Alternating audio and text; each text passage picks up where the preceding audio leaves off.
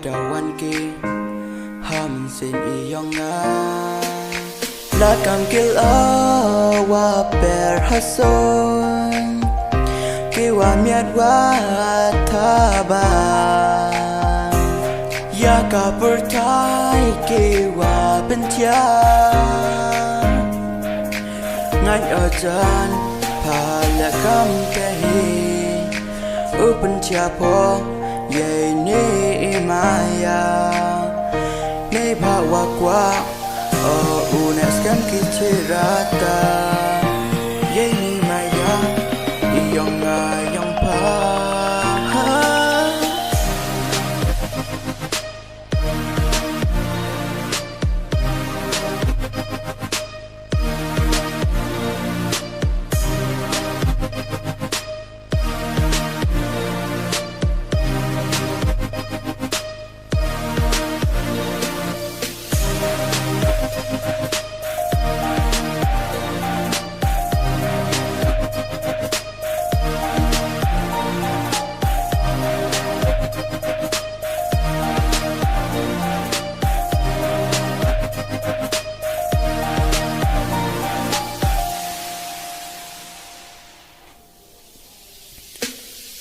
ngày liang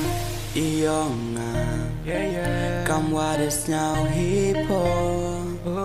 uklang uong let the step yeah do imaya u esikado ukso tray poki hapa kat wadang lai kat wadang mi ki porki sing kat terang kwa oh nes kam ki